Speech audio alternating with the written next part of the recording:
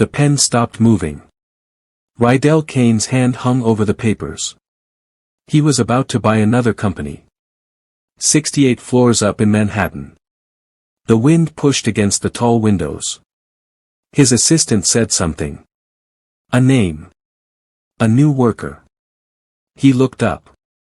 And everything stopped. A woman stood in his office door.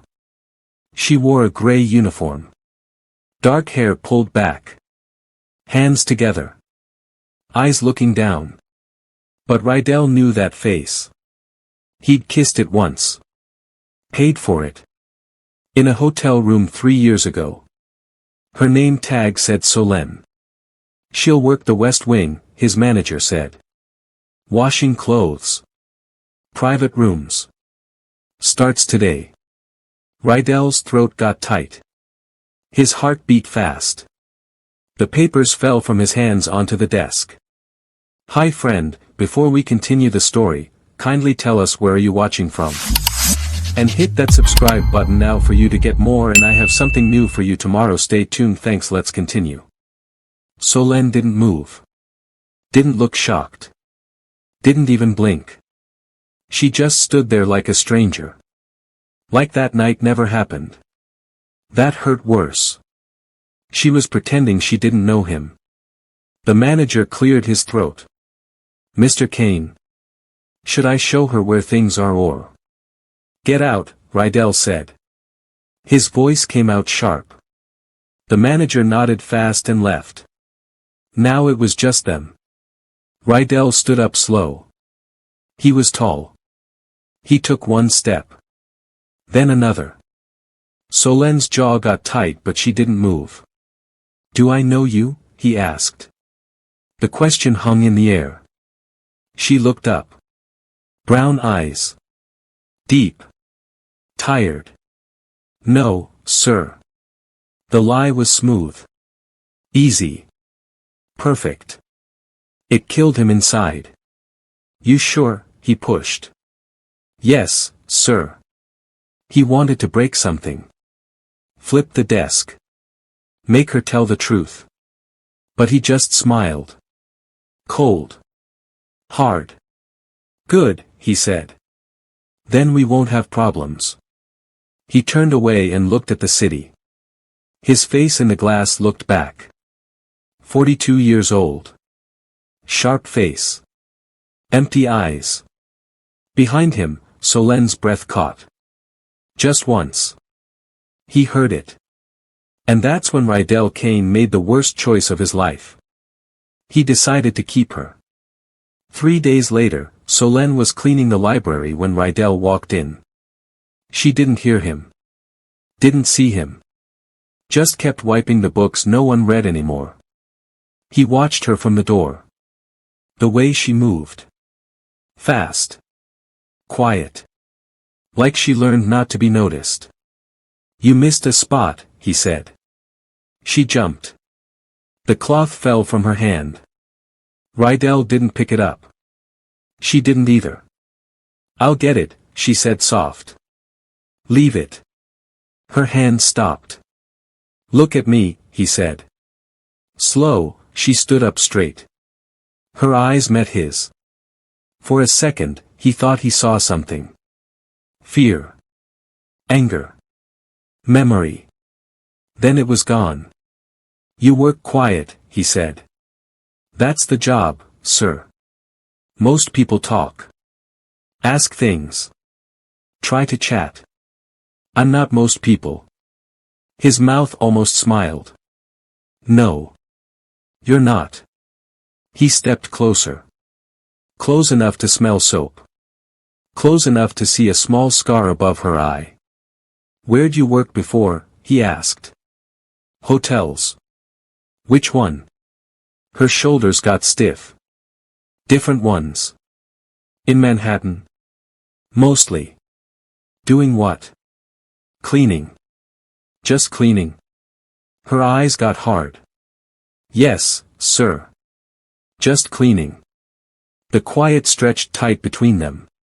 Rydell leaned in. His voice dropped low. You're lying. Solène didn't blink. Didn't move. Didn't break. If you don't like my work, she said calm, I can leave. It was a dare. Fire me. Say why. Say it out loud. But Rydell couldn't. Because saying it would mean he was the kind of man who paid for love instead of earning it. So he stepped back. You're fine, he said. For now. He walked out. Solène stood there for a whole minute, looking at the empty door. Then she picked up the cloth and kept cleaning. But her hands shook. The call came at 2 in the morning. Solène's phone buzzed. She grabbed it fast. Miss Virex? The voice was cold. This is Mount Sinai Hospital. Your mother's oxygen dropped again. We need money by Friday or we have to send her home.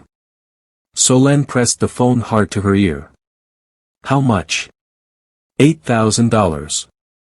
At least. Her stomach hurt. She had 3,000. Borrowed 2 from a friend. Sold her laptop. Her coat. Her grandmother's ring. Still 5,000 short. I'll get it, she whispered. Friday, Miss Virex. Not Saturday. Friday. The phone went dead. Solène sat on the bed in the dark. The uniform she washed hung by the door. Gray. Plain. A costume for a life she didn't know. Down below, the big house was quiet. 40 rooms. 12 bathrooms. A kitchen bigger than her old apartment in Queens. And somewhere in this palace was a man who hated her for a night she hated herself for. But he paid more in 1 month than most people made in a year. So she'd stay. She'd take the stairs. The questions. The mean little games. Because her mother's life was worth more than her pride. Solène lay back down and stared at the ceiling. She didn't sleep. And 3 floors up, Rydell Kane stood at his window, looking at the east wing where workers slept. He told himself he was just checking things. But deep down, he knew the truth. He was watching her. By the end of the week, Rydell's mood changed like weather. Mean in the morning. Nice in the afternoon. Cold by night. Monday, he said she folded his shirts wrong. Tuesday, he left $50 on the counter. Wednesday, he asked if she had family. Thursday, he didn't talk to her at all. Friday morning, he found her in the hall outside his office. She was crying. Not loud. Just quiet tears running down her face while she stared at her phone. Rydell stopped cold. Something broke in his chest. What happened? He asked. Solène wiped her face fast. Nothing, sir. You're crying. I'm fine. You're not fine. She looked up at him. Her mask fell away. My mother, she whispered. She's dying. The words hit him hard. What? Her kidneys stopped working. The hospital needs money tonight or they stop helping her. Rydell's mind raced. How much? It doesn't matter. How much? She waited. 5,000. He pulled out his phone. What hospital? Mr. Kane, I can't. What? Hospital. Mount Sinai. But I'm not asking you to. He was already typing. 30 seconds later, he looked up. Done. Solène stared. What? I paid it. Your mother's okay now. Her mouth opened. Closed. Opened again. Why? She whispered. Because I owe you, he wanted to say. Because I used you. Because I can't stop thinking about you. But he said, because I can. Then he walked away. Solène stood frozen in the hall, tears on her face. But this time, they weren't from pain. They were from confusion. Because the man who just saved her mother was the same man who bought her body 3 years ago. And she didn't know which one was real. That afternoon, a stranger came to the house. Tall. Good-looking. Warm smile. His name was Brennan Lorne. And when he shook Solen's hand, he didn't look at her like she was nothing. He looked at her like she mattered. Rydell watched from upstairs. His hands grabbed the rail so hard they turned white. Brennan stayed for dinner. Rydell didn't invite him. Brennan invited himself, the way rich men with good names always did. They sat in the dining room. Plates of fish and vegetables between them. Glass cups catching the light. And Solen serving. She brought water. Bread. Wine. Every time she came close, Brennan smiled at her. "Thank you," he said each time. "Not cold. Not fake. Real." Solen's face softened just a little. Rydell saw it. His fork scraped against the plate. "So Brennan," Rydell said, voice flat. "What brings you to the Hamptons?" "Charity event next week," Brennan said. "Raising money for hospitals in Queens." Queens. Where Solen was from. Rydell's jaw tightened. "That's kind of you," he said, words sharp like glass. Brennan didn't notice. He turned to Solen as she poured more wine. "You're from Queens, aren't you?" Brennan asked. Solen froze. "How did you?" "Your accent." "Just a little." "It's nice." She blinked. No one ever noticed things like that. "Yes, sir," she said quiet. "My mother grew up there," Brennan said warm. "Tough place. Makes strong people." Solen's eyes got wet. She nodded and stepped back fast. Rydell watched the whole thing. His chest burned. After dinner, Brennan stood by the front door. "Walk me out," he asked Solen. She looked at Rydell. He said nothing. Just stared. So she walked Brennan to his car. Rydell watched from the window. Saw Brennan laugh.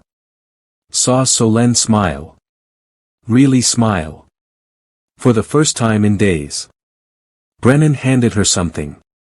A card. "If you ever need anything," he said. "Call me." Then he drove away. Solen stood in the driveway, looking at the card in her hand. Behind her, Rydell's voice cut through the night. "What did he give you?" She turned. He was standing in the doorway. Face dark. "Just his number," she said. "Why?" "I don't know." "Throw it away." Her eyes went wide. "Excuse me." "You heard me." Solen's hand started shaking. Not from fear. From anger. "You don't own me," she said low. Rydell stepped closer. Too close. "Don't I?" The words hung poison in the air. Solen's face went cold. She turned and walked back into the house without another word. Rydell stood alone in the driveway. And for the first time in years, he felt something he didn't know how to name. Jealousy. The door slammed so hard the paintings shook. Rydell stood in the center of his office, chest heaving, eyes locked on Solen. She'd been dusting his desk. Now she was trapped between the mahogany and his body. "That night," he said. Voice low. "Dangerous." "The hotel." "Tell me the truth." Solen's fingers gripped the dust cloth tight. "I don't know what you're talking about." "Stop lying." "I'm not." "You sold yourself," he cut in. Words like knives. "For what?" "Drugs? Rent? A new car?" Her face went white. Then red. "Get out of my way," she said quiet. "Answer me." "No." Rydell slammed his hand on the desk. She jumped. I paid you $500 to pretend you cared, he said. So what's the real price? What does it take to buy a woman like you? The room went silent. Solenne's chest rose and fell fast. Her eyes filled with tears, but she didn't let them fall. A woman like me, she repeated slow. Yes. She laughed. No humor. Just pain. You want the truth? Her voice shook. Fine. I sold myself once. One time. Because my mother was dying and the hospital wouldn't help her without money.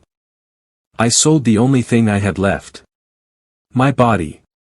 To save her life. Rydell froze. I cried the whole time, she went on. I felt dirty for months.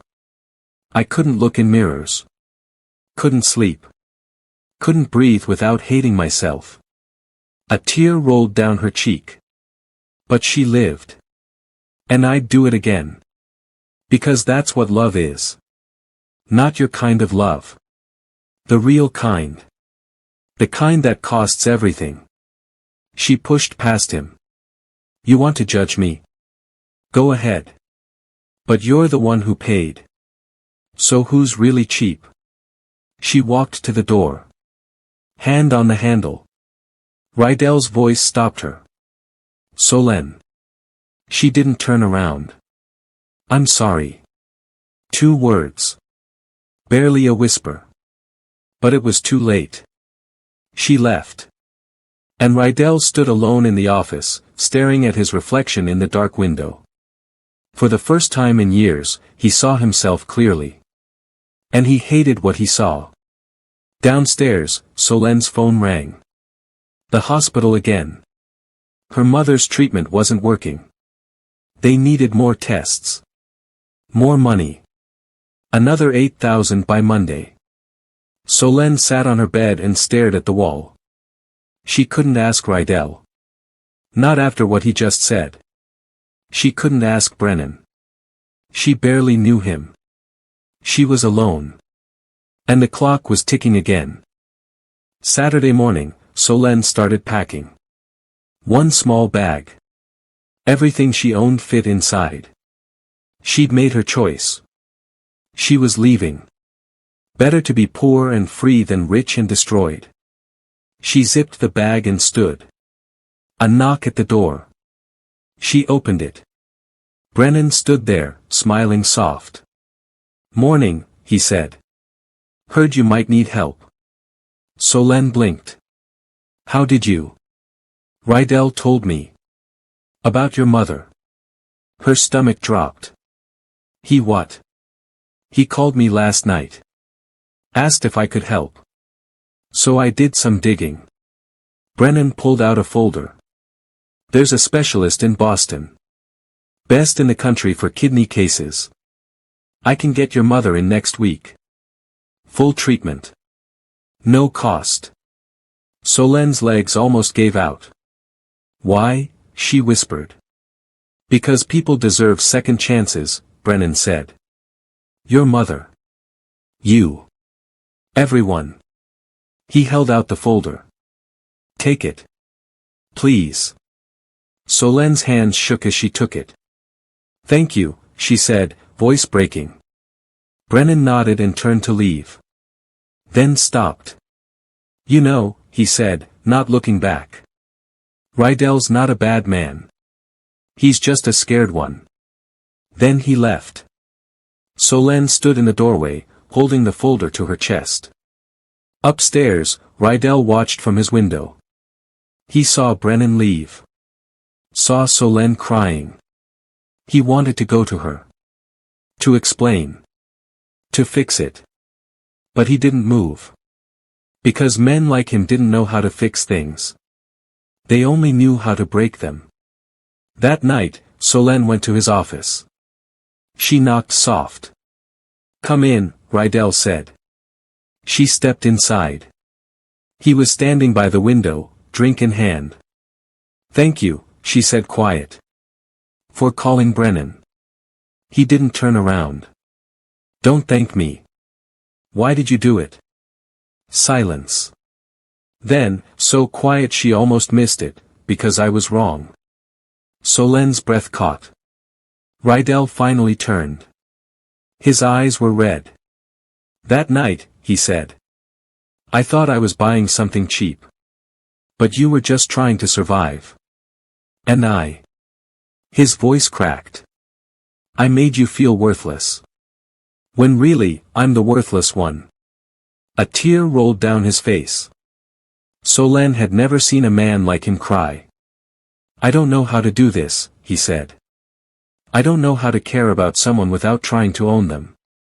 I don't know how to love without destroying.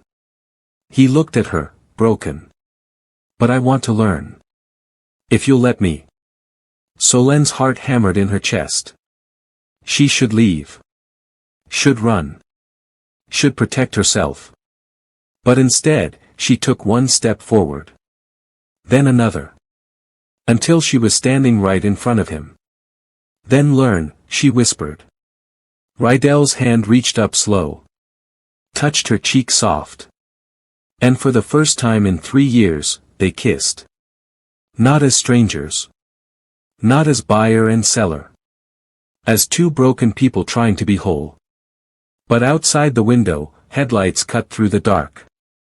A car pulled up to the gates. And someone stepped out. Someone who'd been watching them both. The woman at the door had cold eyes and a sharp smile. Her name was Desiree Kane. Rydell's ex-wife. She walked into the house like she still owned it. Rydell, she said smooth. We need to talk. Rydell's whole body went stiff. What are you doing here? I heard you got soft, Desiree said, looking around. Paying hospital bills for the help. That's not like you. Her eyes landed on Solène. Oh, Desiree said slow. I see. Solène felt her skin crawl. Leave, Rydell said hard. Not yet. Desiree walked closer. Stopped right in front of Solène. Looked her up and down. Let me guess, Desiree said. You think you're special? You think he loves you? Solène said nothing. Desiree laughed cold. He doesn't love anyone. He can't. I should know. I tried for 5 years. She leaned in close. He'll use you. Break you. Then throw you away. Just like he did me. That's enough, Rydell said, voice shaking. But Desiree wasn't done. You want to know the truth about your hero? She asked Solène. 3 years ago, after our divorce, he went on a binge. Drinking. Gambling. Women. Lots of women. Paid for all of them. Solène's stomach turned. He was spiraling, Desiree went on. Out of control. And you. She smiled sharp. You were just another transaction. The room spun. Solène looked at Rydell. Waiting for him to deny it. But he didn't. His face said everything. It was true. She wasn't special. She wasn't different. She was just one of many. Solène's hand started shaking. Not from fear. From rage. Get out, she said to Desiree. Gladly. Desiree walked to the door. Stopped. Looked back at Rydell. You can't save her, she said. Because you can't even save yourself. Then she left. The door closed. Rydell and Solène stood in the silence. Say something, Rydell whispered. Solène's voice came out cold. There were others. He closed his eyes. Yes. How many? Does it matter? Yes. He opened his eyes. They were filled with pain. Too many. Solène felt something inside her break. Not her heart. That was already broken. Her hope. I thought. She stopped. Started again. I thought maybe I was wrong about you. Maybe you were different. I am different now, he said desperate. You changed me. No. She shook her head. You're just better at hiding. She walked toward the door. Solène, wait. Don't. She turned. Looked at him one last time. You want to know the difference between you and Brennan? She asked. He sees people. You see things. And I'm done being a thing. She walked out. Rydell stood alone in the empty house. And for the first time in his life, he understood what it felt like to lose something real. Upstairs in her room, Solène packed the rest of her things. Her phone buzzed. A text from Brennan, offer still stands. New job. New start. No strings. She stared at the message. Then her phone rang. The hospital. Her mother's voice came through weak. Baby? They said someone paid for Boston. Is that true? Solène's throat closed up. Yes, Mama. Who? Solène looked out the window at the mansion lights.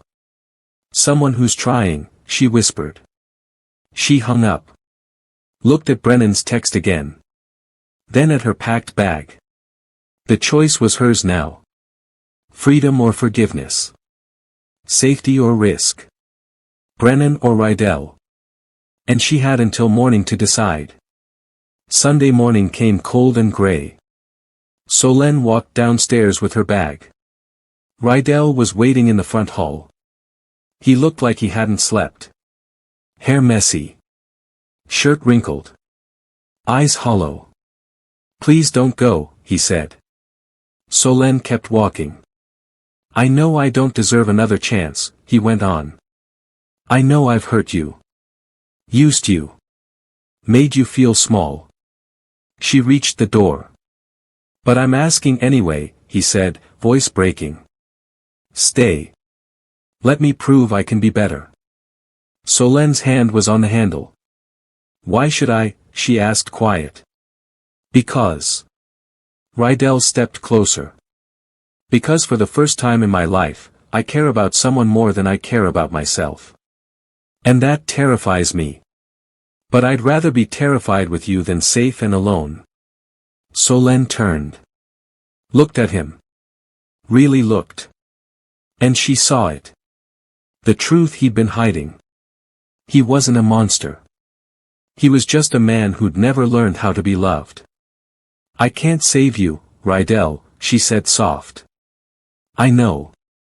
You have to save yourself. I know. And I won't wait forever. He nodded. I won't make you. Solène put her bag down. Walked back to him. Stopped close enough to feel his breath. One more chance, she said. That's it. Relief flooded his face. One more is all I need. He reached for her hand. She let him take it. But we do this right, she said. No games. No tests. No control. Just truth. Just truth, he repeated. They stood there, holding hands in the morning light. Two broken people trying to build something real. It wouldn't be easy. It wouldn't be perfect. But it would be theirs. Outside, a car pulled up. Brennan stepped out. Solène saw him through the window. He waved gentle. She waved back. Then he drove away. Because he understood something Rydell was just learning. Love isn't about winning. It's about letting go when someone chooses another path. Rydell squeezed her hand. Thank you, he whispered. Don't thank me yet, Solène said. You've got a lot of work to do. He smiled. Small. Broken. Real. Then let's get started. 6 months later. Mount Sinai Hospital. Boston Wing. Solène's mother sat up in bed, smiling. Color back in her face. Eyes bright. You look beautiful, baby, she said. Solène wore a simple white dress. No veil. No crowd. Just her. RYD.